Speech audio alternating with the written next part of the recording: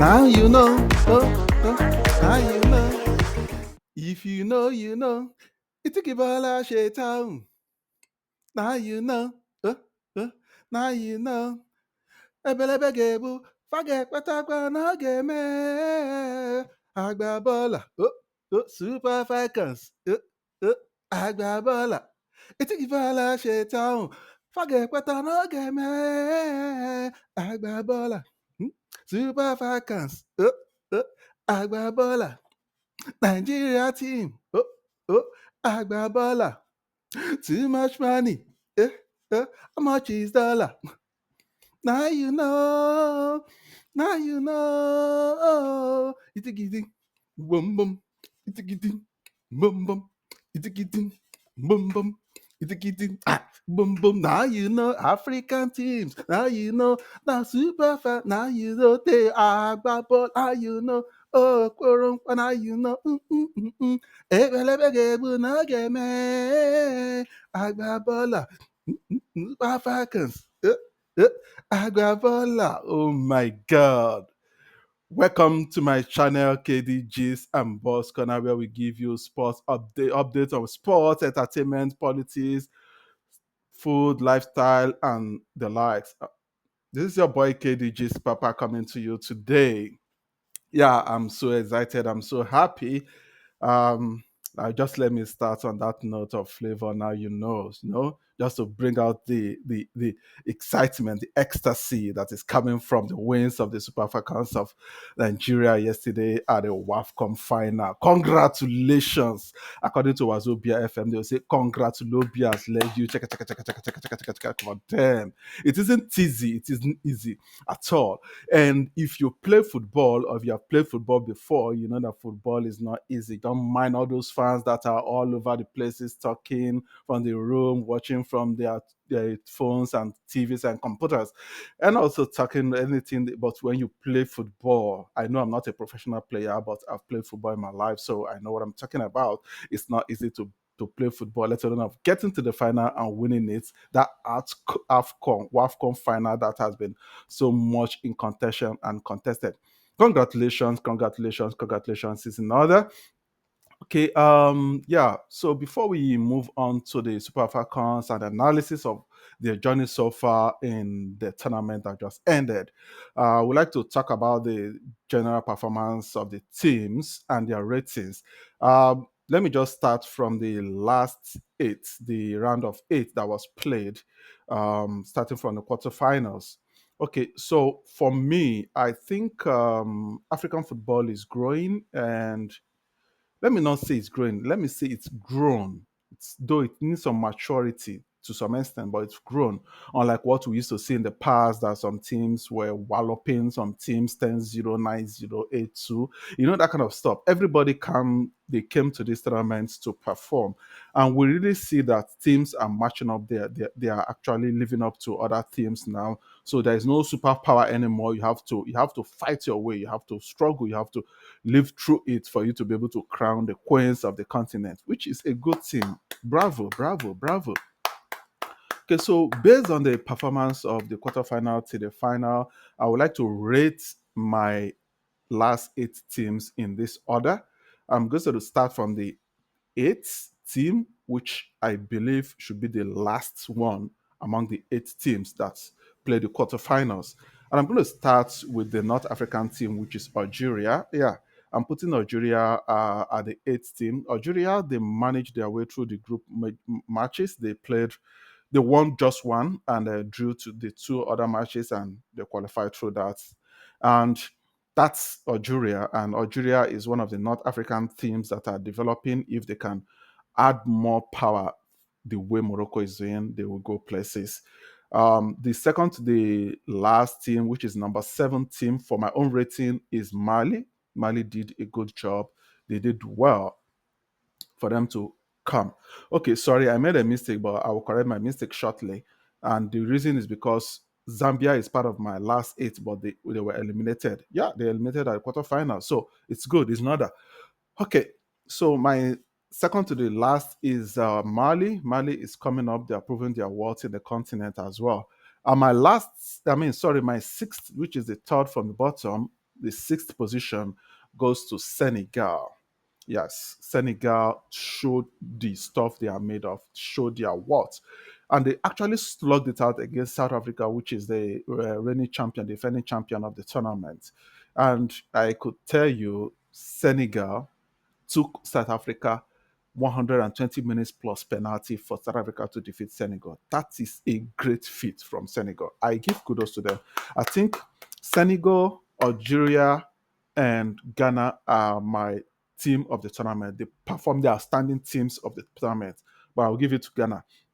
And my number fifth on the log is Ghana, which I'm coming to. I know Ghana used to be one of the superpowers when it comes to African female football, but they lost sorts for some time. But I think they are trying to get back their feet now. They're becoming a power to reckon with what they played with Morocco in the semi-final and the way they played all through, even the first round of the tournament, they faltered, but they came back and they realized they could go all the way. They could have played in the final against the Super Falcons, but I think Morocco just edged them based on maybe experience and strategy and tactics. And then my fifth team is my number fifth team. We go to Zambia. Yeah, Zambia was eliminated.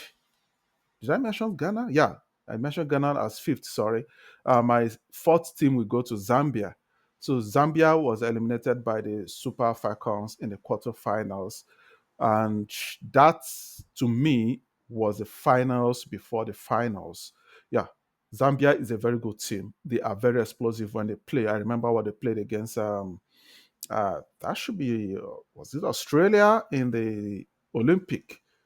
That was so explosive. But let's not talk about Olympic. We're talking about WAFCON now. So Zambia was my number fourth team, irrespective of how they played or how they were eliminated. I know you will say Super Falcons walloped them 5-0. And I think Zambia was the only team that considered so much goal in a match, unlike what we used to see before 8-2, 9-0. No other team considered that much goal apart from Zambia, but Zambia is a very good team. I give it to them as fourth. And then coming to third, I will still give Morocco the third, even though they played at the final. Yeah, but they've developed. They're up there, but not really up there. So they still have some finishes to do. So I'll give Morocco the third position. Then South Africa. South Africa played in the semi-final, lost to Super Falcons, played the third place match, lost to Ghana, but I'm still going to rate them above Ghana. I know they had one or two challenges and they got their strategies wrong. Sorry. So South Africa is the second. Then now we come to the champions. They proved it once again. The Super Falcons that they're going to be champions of this tournament. Mission X was completed. Yeah, kudos. So yeah, that's my last eight of this, and that is my rating for the last eight. And well done. And yeah, I was trying to find the total number of goals that was scored in the tournament. If I could still see it, we mentioned it before the end of this my show. Now let's talk about the prize money. Yes, yes, yes. I have some concerns when it comes to the prize money when it comes to female football. Last year's AFCON, I think it was about 25, $30 million for the men. Why not the women's prize money be upped? I know CAF tried this time around to bring it up to $1 million. It doesn't used to be this much, but they can do better. They can do more by increasing this prize money. It's not a big deal. It's not too much to ask for them to do $5 million then or $10 million for the winners and maybe runners up to go home with $7.5 million. And I'm sure CAF can do this. And the way they can do this is also by increasing their viewing right, the TV rights, and the advertisements and ticket sales. And boom, the women football in Africa, we have more credibility and have more viewage and coverage. Yeah. Yeah, soliciting and also talking to CAF in this regard. They should do something about it. It encourages and it will encourage them the more. And talking about that, the FAs for each federation, I think they also need to up their games, bring more support, not only for the men. I know most men or most federation are even struggling to support their men when it comes to finances. But if a woman can do it better, why not push the money there? Why not push the finances, the support there to support them, to push them up? Like the Super Falcons has been the more successful team than the Super Eagles in Nigerian teams when we come to that. So why not put the money into the ladies? They are doing it, and let them compete heavily and competitively in the world football and go there to claim the title. They've claimed the title 10 times, which shows they are a very dominant and resilient power when it comes to African women football. Why not give them that enablement, that development for them to go and challenge the world that this African football is also something special to reckon with. The Africans can play football and they can also measure up. We saw what they did at the last World Cup. We saw what they did at the Olympics. So what it means is that they need more support, finance-wise, developmental-wise, facility-wise, to be able to compete heavily with other people from Europe, from Asia, from South Americas, and even North America. USA has been the champion over how many years? So FAs should try and improve and do more. And more investment by FAs, like I said, more adverts by CAF, and increase in prize money. Now, for the Super Falcons, they really did a good job. I want to start by thanking all the players. Permit me, I'll mention their names. Starting from the goalkeeper, Chiamaka Nnadozie, Michelle Alozie, Osinacho Hale, Oluwatosin Demei, Ashley Prompter, Halimata Ide, Deborah Abiodun, Ijamilusi, Rasheedat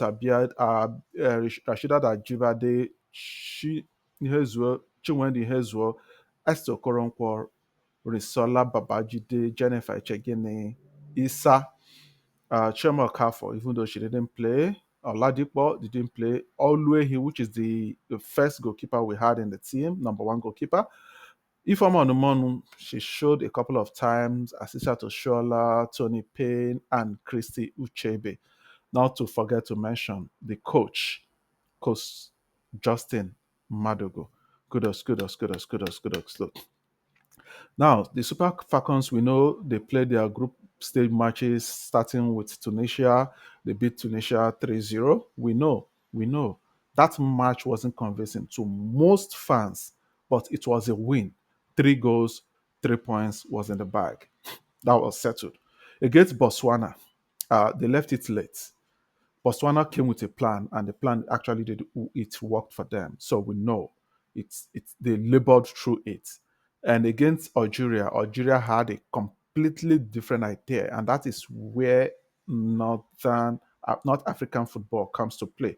If you look at what Tunisia play, Algeria, Morocco, and the likes, yeah, if they can improve their football federation the way Morocco has done, I think they'll go places. Algeria really gave, in fact, they made the Super Falcons look like, are they sure they want to win this mission X of a thing?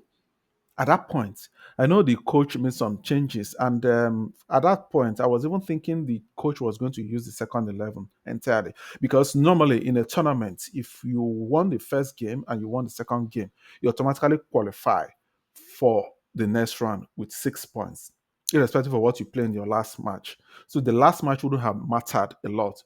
Worst come to worst, you become second from the team, and you will still be able to play the first from the other group.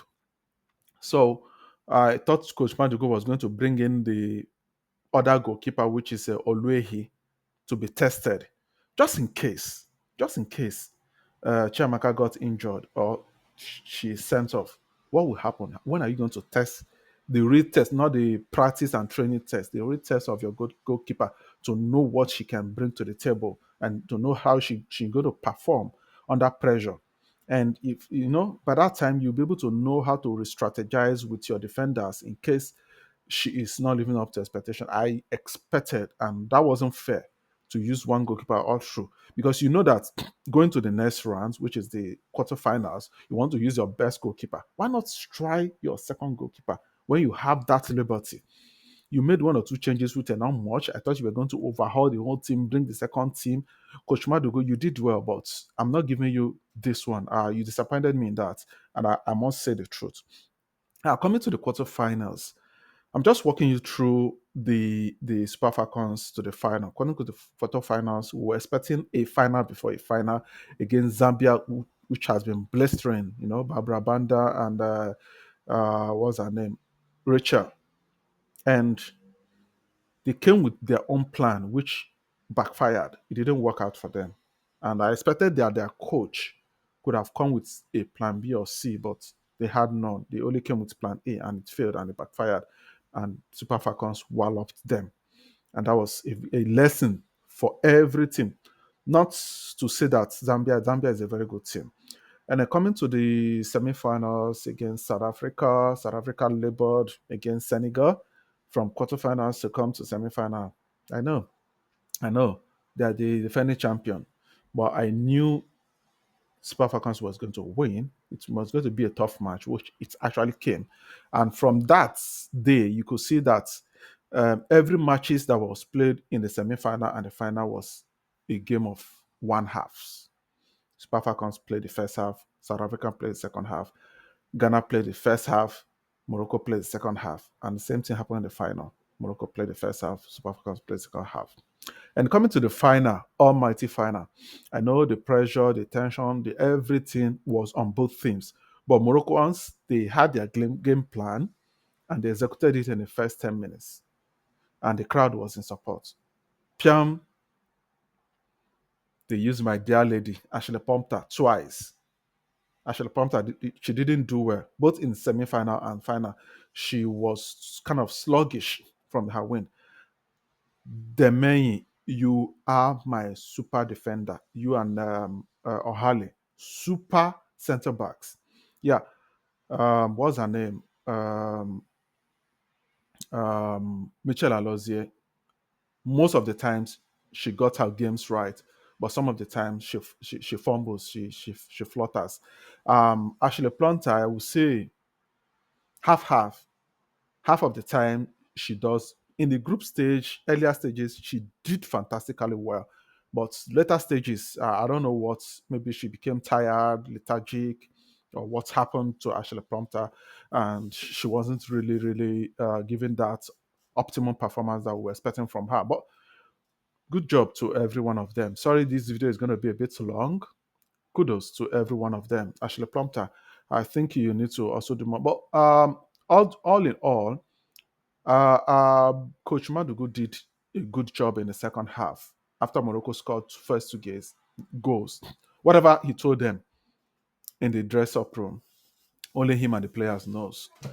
And they were able to come out like that Super Falcons that we know. And they played ball.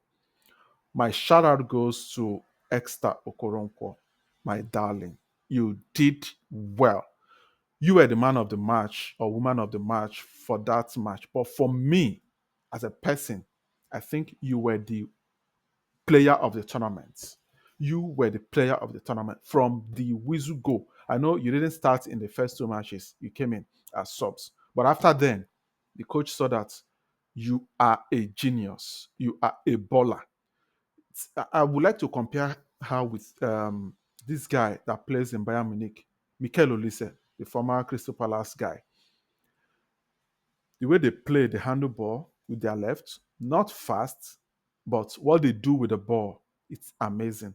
Their work rate is amazing. You will not understand the kind of passes they give, the kind of crosses they give, the kind of dribble they do. Very few players. Arjen Ruben was another player that played that kind of ball, but Arjen Ruben was a bit faster than these two other players. But Okoronkwo, you are a baller. A stellar performance for you. No wonder you won the woman of the match, and you could have won for me.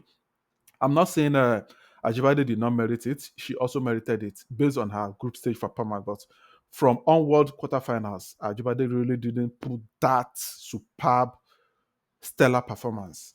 You did, Okoronkwo. You saved this Super Falcons. How many goals? Two or three goals? And then how many assists? Up to 6 or 7 assists for the tournament. Yeah. If not for your contribution, maybe Super Falcons wouldn't have won this competition. I'm very serious. So kudos once again, Esther Okoronkwo. I didn't know where you were all these days. This is the missing link that Super Falcons is missing, and it's fun. After this Okobi that wasn't called up again because she plays this kind of thing role you play, but you play it more mature, more geniusly than Okobi. Okobi can dribble, she can hold ball, she can attract players to herself, but you do it more geniusly by looping all those balls up, and all your free kicks were spot on, spot on. Kudos, you did a very good job. My advice to Coach Madogo is that I think you need to look at this team again to know where each of these team players fit well. Ijamilusi is a very good player. She can press, even though she's not tall. I'm sorry, I'm not despising your height, but she can press to hell. And if you have two of Ijamilusi in any team, believe in me, we will be always be pressing on the opponents. Ijamilusi did a very good job after coming in the quarterfinals and semifinals. She did a very good job by pressing high, and her contributions too also earned us this competition. So I don't know, coach, play Ajibade where she likes to play on the flank. Then you can bring in maybe Risola Babajide on the left. Let Okoronkwo be the main midfield, or you can say supporting striker. Then put Chinwendu Hezuo as a striker. Where you're playing Chinwendu, it's making her to be like a one man down, shot one.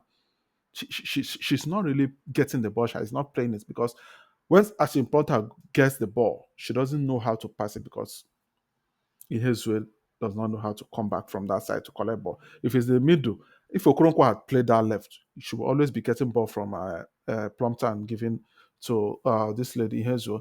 And Ihezue made me to also miss or did not miss Uche Kalu much, but I know Uche Kalu is still there as our main striker.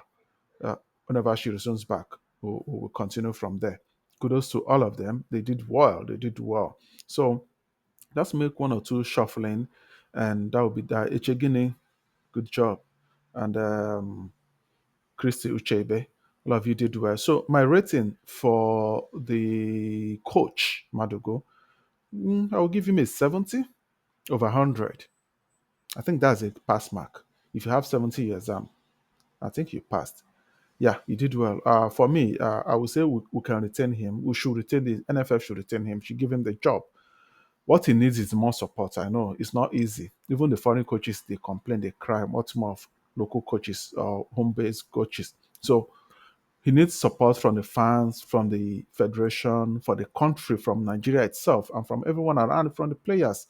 And please pay them their wages and their allowance so that they can give their ultimate. I know. Another WAFCON is coming in less than no, yeah, it's 9 months' time, March 2026. And that one will determine people that are going to represent Africa in the female football for FIFA World Cup of 2027. So before then, we will see you at the AFCON 2025, which is going to be played this December, and then World Cup next year. But before the World Cup, the WAFCON is going to take place, and that will be it. My people, that is my shout out for the Super Falcons. They did good job. Thank you. Awesome, awesome, awesome. Yeah. This is our channel, KDGs and Boss Corner, where we give you everything happening around the world on sports, entertainment, politics, lifestyle, and food.